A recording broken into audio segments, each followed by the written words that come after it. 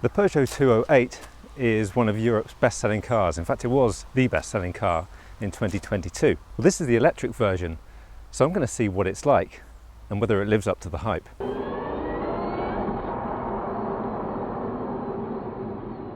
So I've got this for a couple of months courtesy of Onto. This is their car of the month.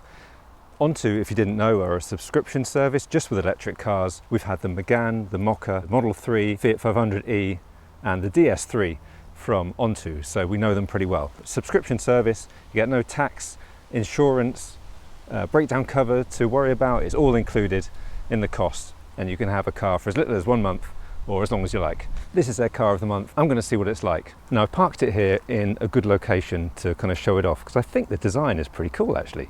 Peugeot design is pretty great right now, I think. This has the classic feline look at the front. Some interesting creases on the side there. And although it's all angular on the front, at the back it starts to get a bit curvy. And you've got those very distinctive brake lights at the back. And I think it looks great. Now it's worth saying this looks practically identical to the non-electric version. The big giveaway, really, the small giveaway, is that it's got a little E next to the 208 badge at the back. Now you may have seen these around with some really funky colours. This one is this kind of standard white, but it still looks nice, I think. But I do love the yellowy one. Let's have a look in the boot and we'll see how much luggage we can put in there. So here's the boot. There's 265 litres in there, which doesn't sound like very much, but actually it's a pretty good size, I think. For a small car, it's not too bad. And it's one of the most important things really for a small car is knowing that you can actually take some luggage if you're going somewhere. So I've got one of these big ones and two small ones. We'll see if they fit. So there's the big one. And there's a smaller one. Don't know if we'll get another one in there.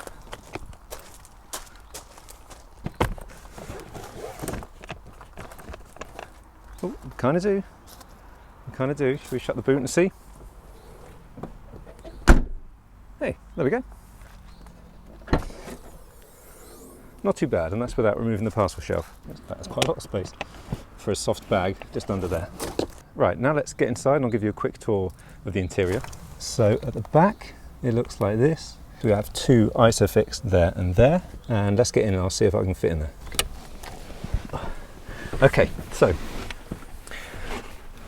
quite surprisingly okay. You've got seat pockets and two USB-A's as well. So the seat is set to my driving position. I'm 5'10", 5'11". And what's really nice is that they've indented the back of the seat, so my knees have a surprising amount of room. Not too bad underneath as well. And although my legs aren't particularly well supported under the seat, it's still pretty comfortable actually. It's much better than I was expecting. And that's the view out the front for the passengers at the back. Because it has a light roof, it actually feels quite open and spacious in here, surprisingly so. Not bad at all. And here's the front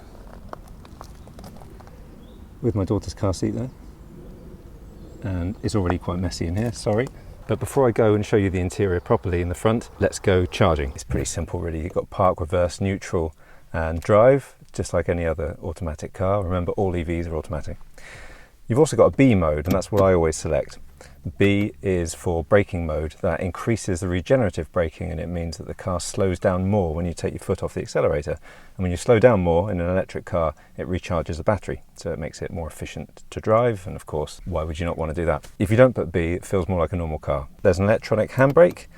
That releases automatically when you put it into a drive mode, but you do have to manually engage it even when you press park. This is the Allure Premium spec. You do get a reversing camera and a sort of a kind of a top-down view, which is kind of funky. So once you put it in reverse, that appears on the screen and it works really well when you're parking. There's also drive modes, and that goes from eco to normal to sport. So eco mode restricts the power a little bit, and it also restricts the amount of cold air you're going to get through on the air conditioning. I would just leave it in normal most of the time. There's not that much difference between eco and normal in terms of efficiency, so unless you're really, really desperate for a charge, I would just put it in normal. Talking of charging, let's go and charge right now. Something great about this car, of course, is it's relatively small. And it's also quite nippy. So the 0 to 62 is only like 8 point something seconds. I'll put it on the screen, which doesn't feel that amazing, but the 0 to 30 does feel quite quick actually. It feels quite a zippy little car. And it makes it fun to drive. Much of my time is spent driving my daughter to school, and that's a 60-mile-an-hour country road. Pretty narrow. In fact, so narrow it doesn't have lane markings in the middle. And that can be a little bit horrible in a wide car. So a small car like this is just a dream on those sorts of roads. Large cars do feel a bit masochistic in Europe sometimes. This is the kind of car that's built for Europe, really. I'll put the stats up on screen now, but it's really good size. It's not very wide, not very long, and it just feels nice. Also, this little steering wheel, it's the strangest thing. These little Peugeot steering wheels feel so small, it just feels quite sporty. It is also hexagonally shaped, which kind of annoys me a little bit, because you can't just feed it through your hands quite as well as a circular one, but looks cool anyway.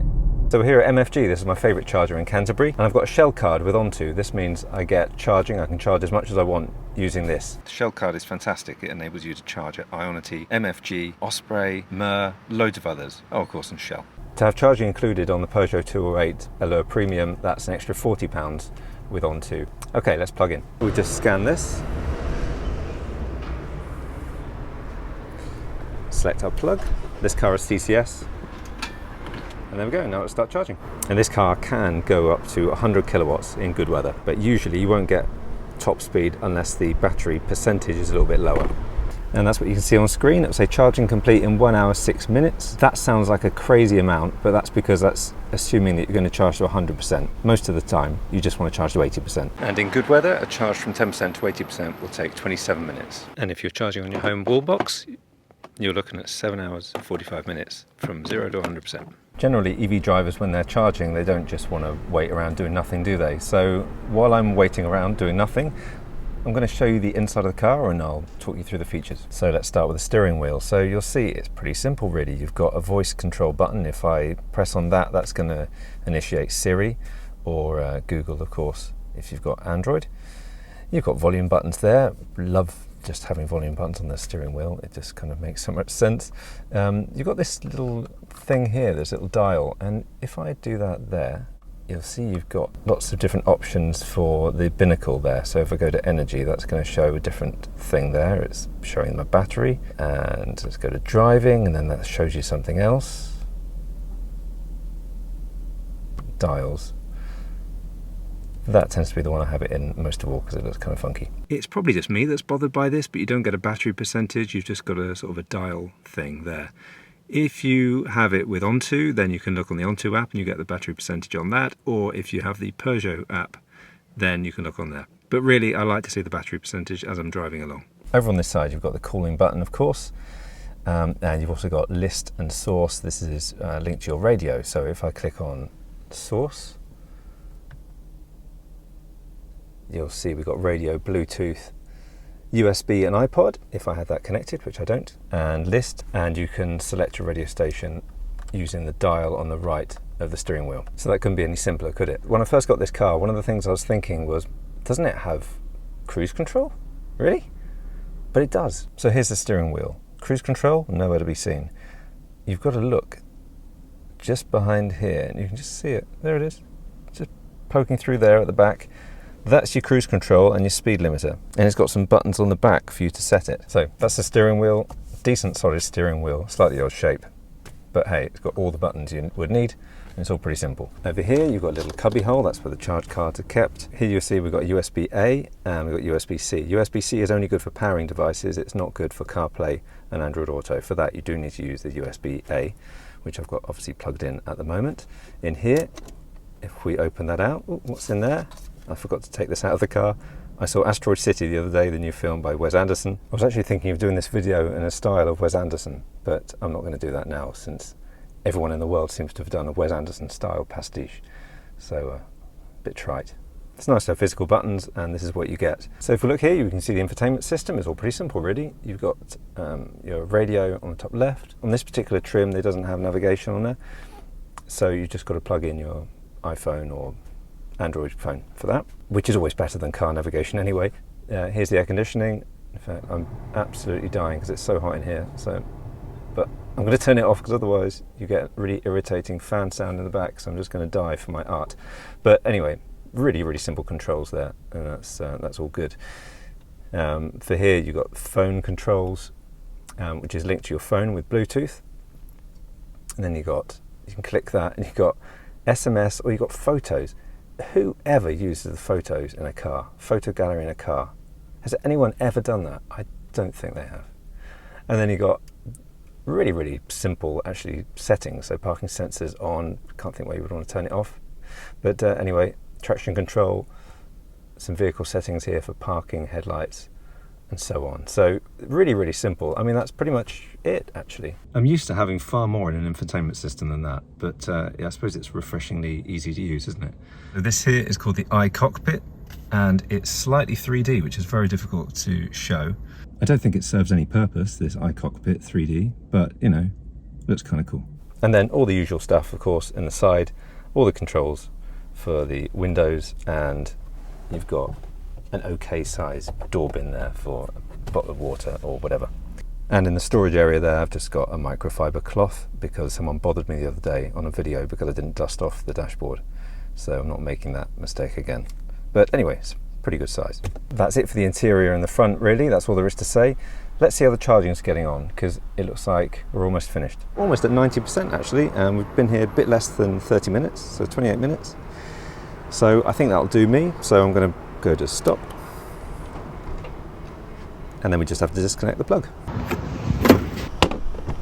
And we're done. Okay, so we've got 187 miles. We've added 108 miles then while we've been here, so that was charging for 28 minutes. It would have charged quicker if the battery was less when I got here, because batteries always charge quicker the lower they are. So they're my first impressions just having the car for one day. I'll be interested to know what you think. If you've got one of these, let me know in the comments. But for the moment, I just think that it's actually a really nice car in that it's very small, nimble, but it's got enough space for the family, got enough space for a bit of luggage. It's just a kind of a decent all-round car, I think, and it probably suits a lot of families. I love small cars, and this, I think, is perfect for European roads and certainly European car parks. It also feels familiar, and I think for anyone that wants to dip their toe into the world of EVs but doesn't want anything that's too crazy, then I think this is probably perfect for you. So thank you very much for watching. Please press the subscribe button and the bell icon to be notified of other videos. And yes, I've got this for a couple of months and I'm going to be doing some long journeys with it, so we'll see how it is for a long-term car. Thanks a lot, bye for now.